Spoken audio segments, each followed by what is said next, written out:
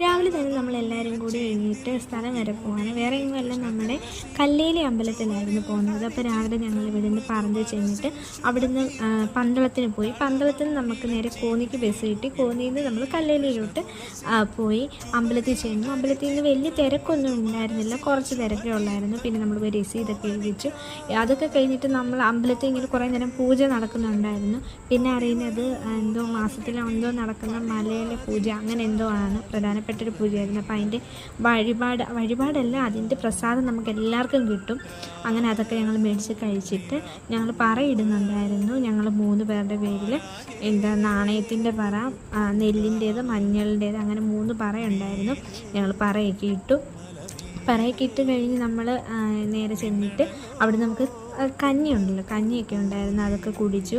പിന്നെ അവിടെ പൊങ്കാല ഇടുന്നുണ്ട് അവിടെ നിന്ന് ആൾക്കാർ. അപ്പോൾ അതിൻ്റെ പങ്ക് നമുക്ക് എല്ലാവർക്കും തന്നിട്ടുണ്ടായിരുന്നു.